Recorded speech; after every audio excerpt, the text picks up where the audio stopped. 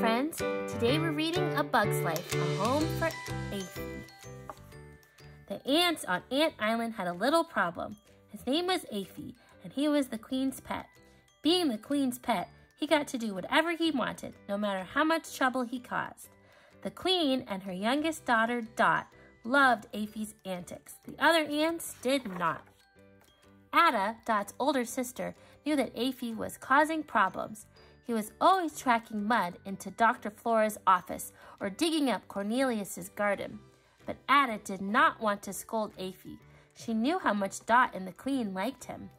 One day, Dot invited Thorny to be a guest speaker at her blueberry troop meeting. The blueberries gathered in Thorny's office with Aphie tagging along behind them. Thorny began to explain to the blueberries how to build an anthill. But as Thorny showed them a drawing, Aphie jumped up and licked his face. The blueberries squealed with laughter. Thorny tried his best to ignore Aphie. "If you'll look right here," he said, pointing, "you'll see where to build the entrance." But the blueberries giggled. Aphie had poked his head right through the map. Later, as the blueberries were leaving, Dot smiled up at Thorny. I'm glad we came to see you," she said. "I always thought your work was so serious, but it's fun." Thorny sighed and went back to his desk. The next morning, Ada paid Thorny a visit. She noticed that he looked upset. "How was the blueberry meeting?" Ada asked him. Thorny was just about to answer when they heard someone approaching. Sure enough, the queen soon appeared with Dot and Aphie.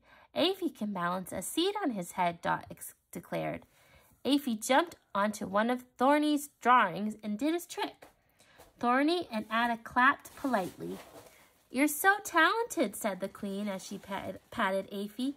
"You can show Aphie's trick to the blueberries at your next meeting, Dot." Dot beamed. "I know, and you should have seen him yesterday, Mother," she began as they left. Thorny picked up the torn drawing.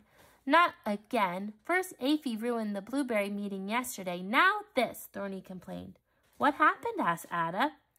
"Aphie kept getting in the way," explained Thorny. "He got the blueberries thinking my job is just fun and games. You have to do something. Aphie has got to go." Ada and Thorny did not know that Dot was just outside. Dot was coming back to thank Thorny for coming to the blueberry meeting yesterday. Dot couldn't believe that Thorny wanted to get rid of Aphie, and Ada wasn't stopping him. Dot tiptoed away with Aphie. If he had to leave, then she would too. As she reached the main tunnel, she heard Ada call, "Time for bed, Dot." Dot hugged Aphie. They would run away after everyone fell asleep. After Dot was in bed, Ada came in and tried to talk to her about Aphie. Dot, do you think Aphie might be happier living outside?" Dot squeezed her eyes shut and pretended to sleep. When Ada left, Dot grabbed her backpack and woke up Aphie. Aphie started to yip. "Shh," said Dot. "We've got to be very quiet." Dot peeked out the door. Then she and Aphie slipped into the hallway. Once they got outside the anthill, Dot started to feel a little bit scared. It was so dark that she couldn't even see her feeler in front of her face. She and Aphie walked slowly over a hill. Suddenly, there was no ground under Dot's feet.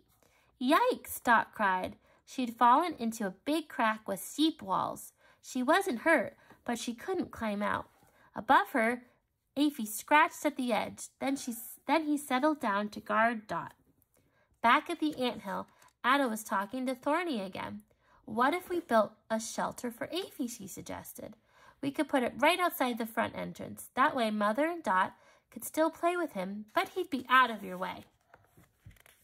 Ada hoped that Thorny would agree. She didn't want to have to make Aphie leave the colony. "Well," Thorny said finally, "I guess my crew could build a pen for him, but you can tell the queen and Dot about it."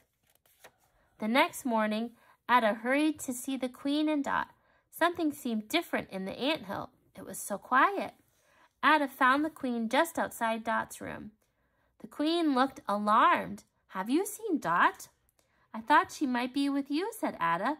"No," said the queen nervously. "She must be with Aphie." Ada looked inside Dot's room. She was not there. Neither was Aphie. Dot's backpack was gone too. Secretly, Ada began to worry.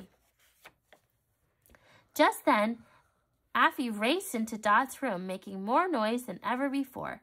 "He's trying to tell us something," said Ada. Aphie ran off, with Ada following close behind. Aphie led Ada to the dry riverbed where Dot was calling for help. Ada quickly saw that Dot was in a narrow crack at the bottom. "Don't worry, Dot. I'll get help. Aphie will stay with you," Ada called as she flew off. Ada returned with Thorny and the Queen. Thorny lowered a stalk down to Dot, who climbed to safety. "Guess Aphie's yapping paid off this time," said Thorny. The Queen hugged her young daughter. "Dot, dear, I thought your blueberry training taught you not to go outside alone after dark." Dot knelt down by Aphie and held him close. "I was out at night because Thorny and Ada said that Aphie had to go," Dot explained. "Had to go?" asked the Queen. "Ada, dear, what do you mean?" Ada looked uncomfortable. "We meant that, Aphie had to go someplace where he couldn't get into so much trouble," said Ada. The Queen was surprised. "Trouble? Aphie? Well, he's always digging up Cornelius's garden and tracking mud in Dr. Flora's office. This week he ruined some of Thorny's drawings," she explained. "But if he can't be inside and he can't be outside near the garden, where can he be?" Dot burst out. Ada smiled at Dot. "How about right in his own special training pen just outside the entrance?" Dot wasn't sure. Ada glanced at Thorny for help. "I'll build him a nice one," Thorny told Dot, "with lots of room for you to teach him new tricks." Dot's eyes widened. "Wow," she exclaimed. "I could put on shows there too."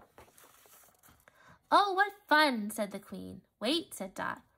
"What do you think, Aphie?" Aphie ran over to Thorny and gave him a big lick on the face. "Down, Bug," commanded Thorny. He pretended to be mad, but when no one else was looking, Ada saw him smile.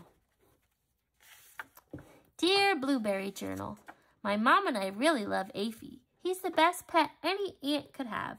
Mom told me that most times aphids work for ants.